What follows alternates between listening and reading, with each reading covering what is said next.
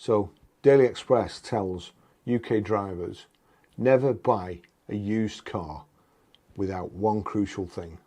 This is by Luke Chillingworth, Cars Reporter, Sunday 7th of June. Used car buyers should not finalise a deal until they check one thing. Motorists buying second-hand electric cars should never complete a sale without ensuring one document is included, according to experts. Charlie Harvey, motoring expert at Kazoo, has stressed road users must always read a car's battery state of health certificate before finalising a deal. Duh. No shit, Sherlock. Kazoo has warned that batteries are one of the most expensive components, and failing to complete checks could massively backfire. A battery state of health report is an evaluation that outlines the battery's current capacity and energy compared to what it would have been when it was brand new.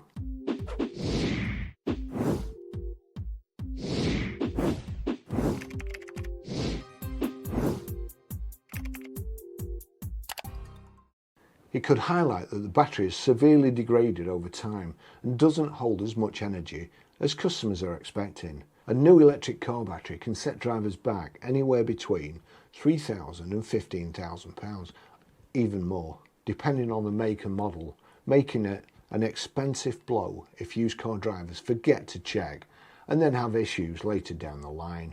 Speaking exclusively to theexpress.co.uk, Charlie said, never buy a second-hand EV without a certified battery state of health report. The battery is one of the most expensive components of the car, and a certified healthy battery gives both you and your insurer greater peace of mind that the car is a safer, reliable investment. It's also better peace of mind for when you're charging it at home. It's better peace of mind for your family, your next door neighbours, or perhaps anywhere where you park, like in an underground car park or on the Channel Tunnel. It's better peace of mind for them too. New research by Generational found that electric car batteries were degrading more slowly than many initially expected. Across a sample of 8,000 vehicles, researchers found the average state of health stood at 95%, higher than the 70% threshold that would trigger a warranty replacement. Well, I have to disagree with that because I went through the Generational report with a fine-tooth comb, and what they actually said they'd tested, and the ones they had tested, were like more nearly new ones than the ones we really wanted to know about. So more propaganda, really. This bit is just rubbish. The bit about getting a certificate, yes. This bit about the tests, especially when people have a vested interest in electric vehicle batteries, don't trust them. Quick one. This bit isn't sponsored, but it is my personal recommendation. I use the high-low band for blood pressure tracking, and it's honestly been a godsend for me. Super easy to use, and I get a much more realistic picture than a one-off reading at the doctor. If you use my link, you get 20% off plus a 12-month subscription, and I get £25 if your referral is successful. So thanks if you do. The link's in the description. On with the video. Their own graph shows a visible weakness, and that the headlines are rubbish, the claims are rubbish, all their information is rubbish, their averages are rubbish. This page is the one that gives the game away. They've told you over 8,000 tests, 0 to 12 years, up to 160,000 plus miles, and it all sounds brilliant until you look at the age distribution chart. Percentage tested versus age bar chart. This is the bit they should be talking about first, not last, because this chart tells you what the report really is. Look at it. The 3-year-old bar is the biggest one, roughly a third of the sample. The 4-year-old bar is the next biggest, roughly another quarter to a third. So straight away you're looking at well over half the entire sample being just 3 to 4 years old. I'm sorry, how old were they up to again? 3 to 4 years old equals 60% plus of the sample. Look at the older bars. You can hardly see them. I can just about see it. I need my glasses on. All they've used there is a thicker pen. And this is what gets me so mad with these people. It's just barefaced lies. Because there's only such a small number there as well, it doesn't skew the figures too much. Wait till the others are that year, do the test again, then compare them to this one, and you'll have a totally different picture.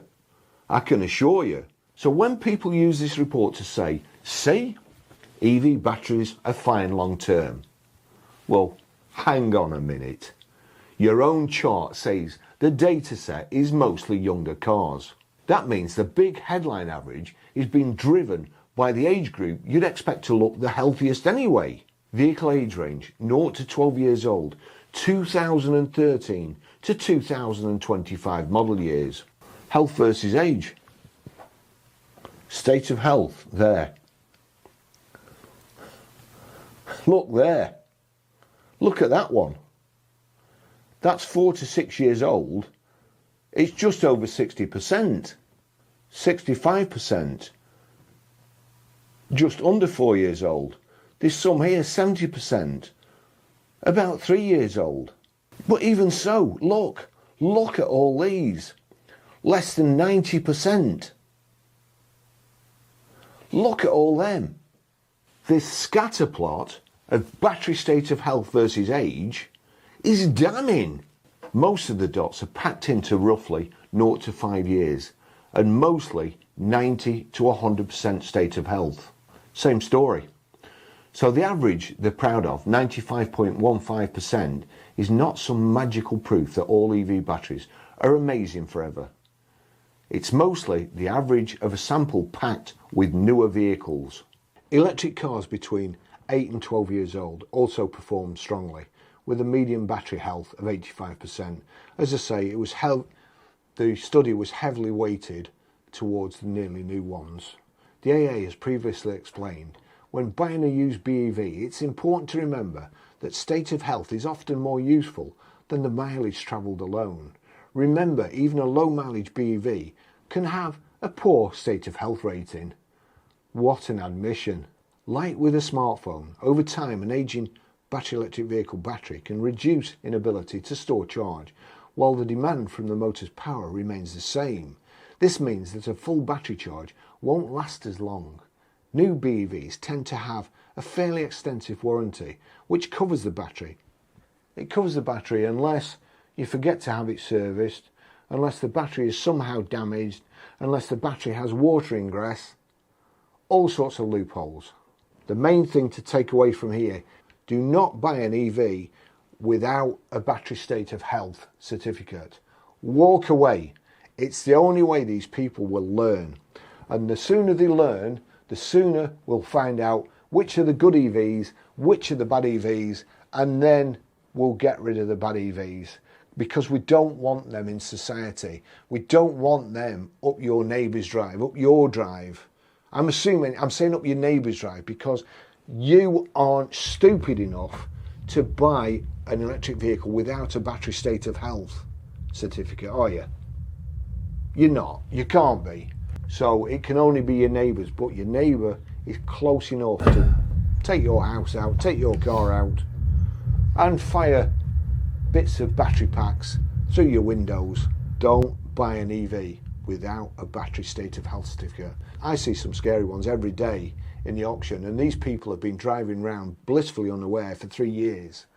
They've got a new car, their old car has gone to the auction has done a battery state of health test, and sure enough, there's something wrong with it, and it's telling you to go straight to a dealer. Those people, because they've not had it tested, have been driving around blissfully unaware. They've been charging it outside their house at home with the families asleep upstairs in bed.